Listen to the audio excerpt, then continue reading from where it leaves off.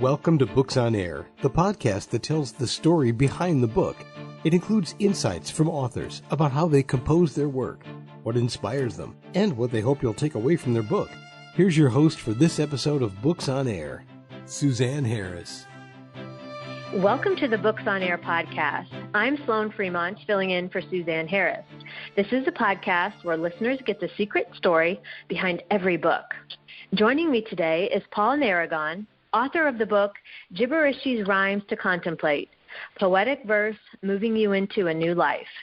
And the words in this book answer the question, who creates a new you? And of course, the answer to that is, you do. Your transformation begins by forging a new view. And when your view of everything changes for you. So, Paul, I want to welcome you to the Books on Air podcast. Well, thank you. Glad to be here.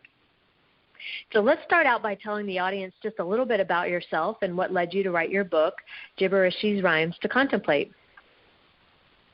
Well, it actually started back in the turn of the century. The first thing I did is I decided to quit the job I had at the time. And I said, I got to just figure out who I am. And so I walked from Kansas City to the West Coast when I was 50 years old. And that kind of started that whole contemplation of thinking, who am I, what's the purpose of life, and what am I doing, and all this kind of stuff. And then over the period of the next 10 years or so, I did a lot of traveling. I spent 4 years in India, and I spent about 5 or 6 years in Latin America. And during those times, I spent a lot of time in silence. And they gave me a chance to ask some questions of myself and receive answers from the unknown, you might say. And that's kind of what got this whole process going. Right. And I just want to make sure I heard you correctly. Did you say you walked from Kansas City to the East Coast? No, West Coast. Yes, West Coast. West Coast. So yeah. You walked the whole distance? Yeah. Wow. How long did that take you? It took me 2.5 months. Wow. I bet that was a journey. It was, and I did it in the wintertime too, and I just had a pair of Teva sandals and cotton socks because you can imagine the heat generated when you walk 15 to 20 miles a day. Right. Yeah, wow, that's amazing. So during that time in your travels, I imagine learning a lot about yourself, you're learning a lot about life, you're getting a lot of different perspectives, being around a lot of different people. What was that like for you? Well, it was really enjoyable because it was a chance to have my mind uncluttered. And in fact, what it did, it was it decluttered things for me because I had no obligations. There was no regular thinking going on. And so in just looking at the atmosphere around you, which is just tremendously spacious, of course, out west, it was an opportunity for me to receive a lot of clear thoughts. And that was very revealing. Yeah, and so when you're going through something like that and you're decluttering your mind and to me, as I'm hearing you talking about that, it's almost as if like maybe each step you dropped like all of these things you didn't need anymore, right? That's the picture I get when I'm hearing you talk. What would be the thing that stood out for you during that time? Like, was it that you didn't need what you thought you needed, or how the answers came to you? Was there any like big revelations like that during that time? Well, the big revelation that really came to me is when you stop the daily chatter that goes on in your head, what you begin to start to realize is that the reason why we are experiencing what we're experiencing is because we're living most of our life based on memory. And memory, of course, is the past. And so what I've come to realize from that is that a lot of the things that we think we're experiencing, we've already lived through, and it's only because we are stuck on our memory of the past that we think that's what's happening to us. So we're living in the past. Yeah, day in and day out. While we think we're moving forward, we're actually living backwards, it sounds like. Right, exactly. Yeah, wow. That's what I experienced. Yeah, and so in that living backwards, we'll say, because I think that's a really good description of it. I found in my own life that it's like I use a lot of energy on these things that I'm thinking about, right? These old memories or these these things that keep me anxious or keep me fearful, right? It's like all this energy is being expended on these things that really are like no benefit to me whatsoever. What did you learn about the things that we think, the things that we say, how those things affect us energetically?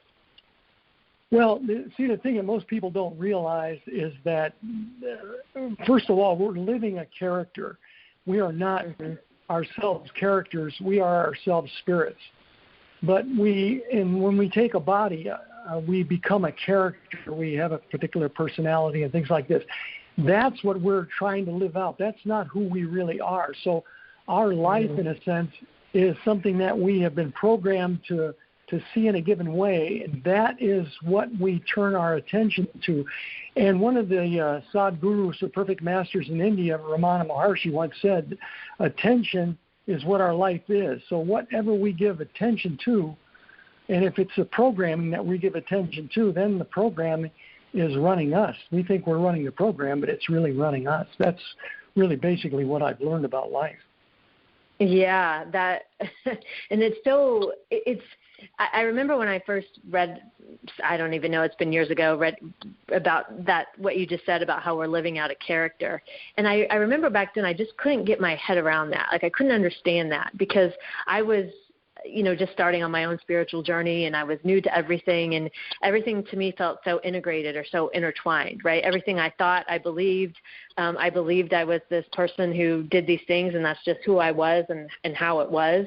Right. But in my own journey over the years, I've been able to work at like separating those pieces, right? Not believing every thought that I think, understanding that just because I did something one way before doesn't mean I have to always do it that way going forward, right? It's been this breaking apart of the parts of me, I guess this is how I would describe it.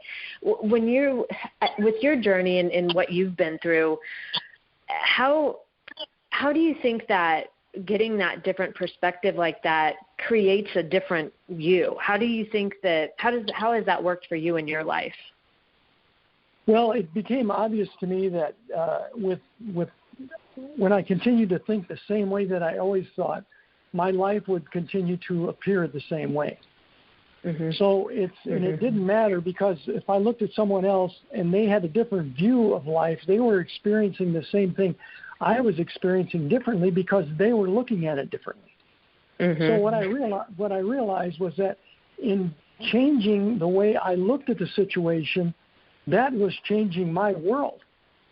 Right. And that is the only way collectively that we can change the world, is when we each individually start to see our world differently, and we start to focus on ourselves as being the highest value that we can be for ourselves, and then we become, by the way we radiate that energy, we become the highest value that we can be for others, and that is the focus on the well-being of all. And so that's really what starts to change everything for me, and I believe that's the way everybody else starts to change. Yeah, and that can be very confronting when we realize that, right? That wait a minute, it all comes back to me, right? Because it's very easy to blame others or blame circumstances or blame how you grew up or whatever it might be. But when we sit there and actually realize the power that we actually have, to me that is liberating. It's expansive, but at first it can definitely be very confronting and very much like, well, I don't want to, that's not true. That can't possibly be true, because if that's true, then that means, this, and this, or whatever meaning we want to assign to it. But I totally agree with you there. Yeah, and the thing we realize is belief is a very poor measure of reality. Yeah. And what happens, as a result of that is that people don't realize what responsibility is, and their responsibility is to live the moment.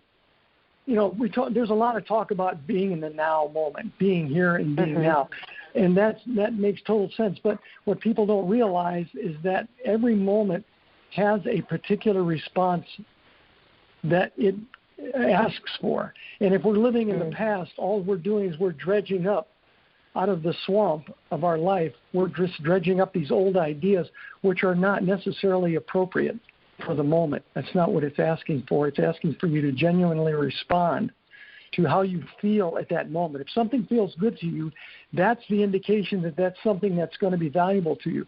If something doesn't feel good to you, that's something that's indicating to you that this is not going to be something that's going to be in your best interest to pursue.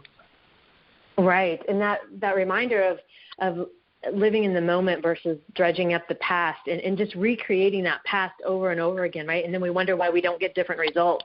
It's because we're recreating the same past over and over. Exactly. And I think that comes in different ways, right? It comes in, as we've talked about, in beliefs. It comes in maybe patterns you don't even know that you have. One thing I've noticed in my life, that there's sometimes a voice in my head that isn't even my own, right? It might be a parent or something from when I was growing up, some belief in school or something. And it's amazing. Right. It's amazing the ways that these things come in, and we feel like they're our own, but they're actually not. Right. And here's really the crux of that issue that you just brought up. The ideas that we have in our head may not be ours, but we are responsible for the way we respond. See, that's the key. That's the key to life itself, is that if a person realizes that how they respond to things is their journey, not what happens to them, because all these things happen to us to see how we respond. That's our self-examination in life. But it's how we respond to things that is the key to living. Yeah. Yeah, that's so true. And that goes back to, as I mentioned earlier, about that power that we have, because we do have the power to respond in any way that we want. And there's so much power in that response, in whether we choose to accept that or choose to have it, fall into the victim mode or whatever else that might be. Right. Yeah. So let's go back to the book. So your book is in poetic form. What are some of your favorite rhymes in the book, or is there anything that you'd like to share with us? Well, the reason why I wrote the book in rhyme was because one of the things that occurred to me was that rhyme itself, because it has a musical quality to it, it has a rhythm, it's so much easier to remember things. And and something that I read that really went along with that was there's a book called Learning 2000. And in that book, it talks about what was really done in the Eastern Bloc countries at one time, back in the 60s, like in Romania. What they did is they taught information to students, but they played classical music in the background. And in playing that classical music in the background, when they would give the students tests, they would play that music again, and it enabled the students to gain 99 to 100% performance on these tests, and it was related to using their whole mind. And so this is something that's really important to understand, that I realize that rhythm, such as rhymes, actually enables a person to remember things better. And I like that, and I've always liked rhythm and rhyme, and that was something that I felt was something valuable in writing ideas that most people weren't familiar with, is that it would help them remember it easier.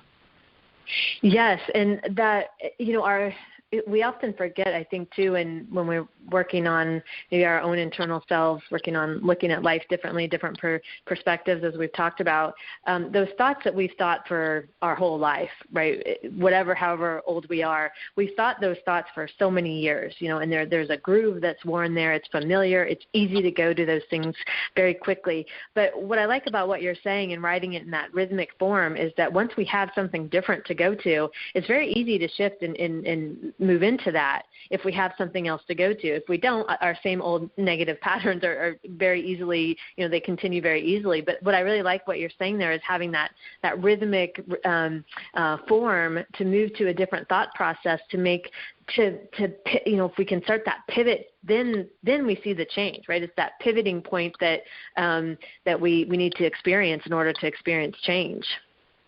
Yes, exactly. And the addition to that is that you see that most rhymes and poetry is really very short in verse. And one of the things that's very important, and this is another thing that brought me to this whole idea of writing poetry and rhymes, is that I remember when I was in graduate school, I had read an article about Occam's razor. I don't know if you've ever heard the term before. Yes, I have. It's the law of parsimony, which says basically